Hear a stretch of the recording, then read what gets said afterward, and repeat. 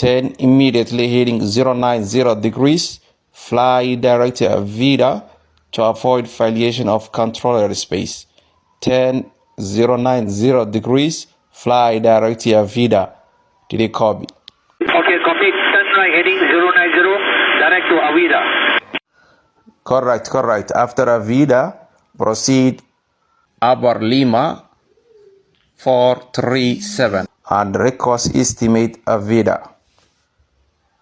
Value 130, proceed direct to Avida and then on info Lima 437. We are estimate Avida at time 0648. Copy that and contact 1327. Good day. And say again the frequency. Roger, contact 132.7. 132.7. 132.7. Thank you, sir. 132.7. Thank you.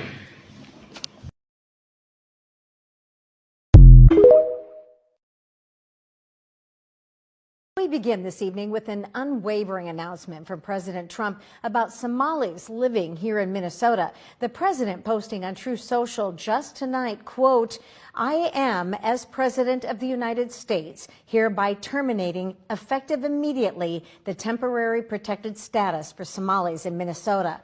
Somali gangs are terror." Somalia's new move against Berbera port will fail, and here's why.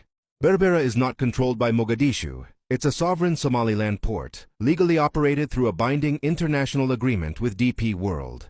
Somalia can't punish any shipping company. It has no control over Berbera, no jurisdiction, and no leverage. Shipping follows the authority on the ground, Somaliland plus DP World. Somalia has zero jurisdiction over DP World or the UAE, and every past attempt to block Berbera has collapsed. And now Somaliland's diplomatic wins, the airspace deal, the e-visa victory, and growing support from Washington and Taipei make it even harder for Somalia to interfere. Berbera is too strategic, too international, and too protected. This move, already dead on arrival. Whether the world likes it or not, Somaliland's case is becoming undeniable.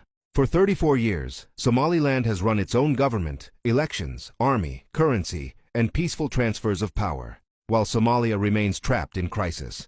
The powerful truth is that the question is no longer, can Somaliland govern itself? It already has, better than most recognized states in the region.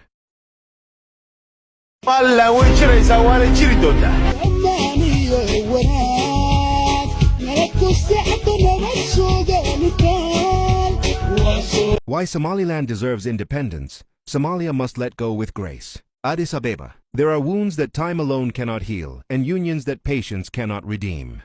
The story of Somaliland, and Somalia belongs to that rare category of history where two peoples are bound by language, faith, and memory, yet separated by the geometry of governance and the arithmetic of waiting. That has now stretched for more than 3.5 decades. For 35 years, Somaliland has existed as a state in every form but name, peaceful, orderly, and functional, yet unrecognized. Meanwhile, the South continues to rebuild its house of governance, one fragile beam at a time. The world watches in hesitation while time quietly writes its own verdict. The question is no longer whether Somaliland can govern itself. It already does. The question is how long it must keep waiting for the rest of Somalia to find coherence, and whether indefinite waiting is a moral or political virtue. Republic without name, yet functioning. Somaliland has demonstrated that legitimacy is earned not through acknowledgement but through accountability. It has built democratic institutions, organized peaceful transitions of power, and upheld civic participation with admirable consistency. Its parliament deliberates, its courts adjudicate, and its currency circulates with trust by the legal and moral measures of sovereignty, such as territory, population, government, and capacity to relate externally. Somaliland meets every condition. It has done so with minimal foreign aid and maximum discipline, relying on internal consensus rather than external benevolence. If statehood were a theorem, Somaliland would have long since proven it. The world merely refuses to record the answer. The moral inquiry, therefore, is not about eligibility, but endurance. How long must one region's competence be shackled to another's collapse?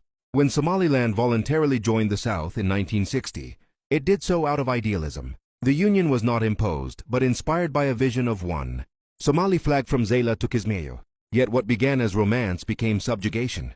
Power was centralized in Mogadishu, and the North's voice faded. By the 1980s, the partnership had deteriorated into persecution. Entire cities were leveled, communities slaughtered, and dignity buried under rubble. What Somaliland declared in 1991 was not rebellion, but resurrection, the attempt to live again after being destroyed by its own state.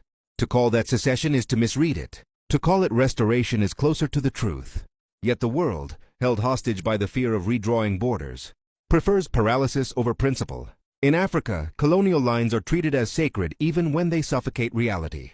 Somaliland's tragedy is to have inherited legality without legitimacy, while Somalia inherited sympathy without stability.